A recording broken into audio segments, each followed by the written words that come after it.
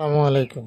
আজকে একটা জিনিস ক্লিয়ার হইতে পারলাম যে মাননীয় প্রধানমন্ত্রী শেখ হাসিনা কিভাবে এই 15 বছর দেশকে উন্নয়নের দিকে নিয়ে গেছে এবং তার পিছনে কারা কারা রাষ্ট্রীয় গুরুত্বপূর্ণ দায়িত্বে থেকে দেশকে পিছনে নেওয়ার জন্য যা আপ্রাণ চেষ্টা করছে। আজকে ওই কর্মকর্তাগুলোই আজকে দেশের বিরোধিতা হয়ে দাঁড়াইছে এবং তারা পাকিস্তানের পক্ষ হয়ে কাজ করতেছে। দেশকে কিভাবে নৈরাজ্য তৈরি করবে, দেশের সম্পদ কিভাবে লুট করবে, নইলে সিলেটে পাথর চুরির ঘটনায় কেন সরকারি কর্মকর্তার নাম আসবে? এখন এই যে সরকারি কর্মকর্তার নাম আসছে, উনি কি দেশের থেকে বেতন ভাতা নেয় নাই? উনি কি বাংলাদেশের সুযোগ সুবিধা অ্যাভেল করে নাই?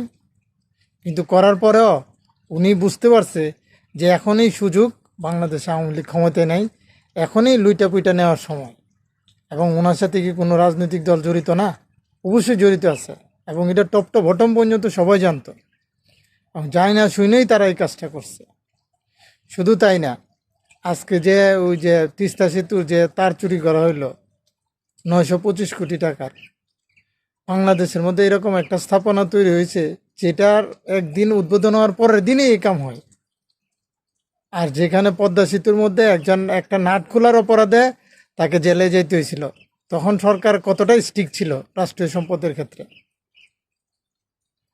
এবং আজকে দেশের কি পরিস্থিতি, আজকে ইউনূস সরকার এবং এই এনসিপি, রাজাকার এবং বিএনপি বাংলাদেশকে যেভাবে পিছনে ঠেলার জন্য নিয়ে যাচ্ছে, এবং এই ইউনূস এই নীল নকশা করে শেখ হাসিনাকে তারায়া, মাননীয় প্রধানমন্ত্রীকে তারায়া যে একটা পরিস্থিতি দাঁড়া করছে দেশটার মধ্যে, এবং আমাদের কি পরিমাণ ক্ষতি যে হয়েছে, এটা আমরা আসলে এখন যতটা দেখতেছি তার চেয়ে ভয়াবহ সামনে অপেক্ষা করতেছে।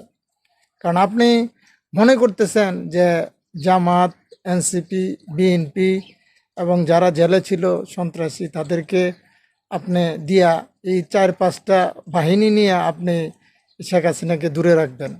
কিন্তু বাংলাদেশের যে জনগণ, সাধারণ জনগণ, যারা রাজনীতির ঊর্ধ্বে চিন্তা করে দেশকে নিয়ে ভাবে, তারা যদি রুখে দাঁড়ায়, আপনার এই দল কোনো কাজে আসবে?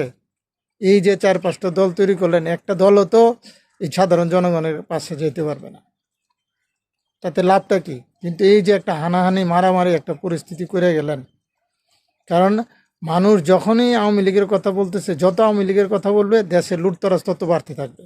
কারণ দেশের মধ্যে যারা এখন রাজনীতি করতেছে তারা একটা জিনিস বুঝতেছে যে যদি আওয়ামী লীগকে নির্বাচনের থেকে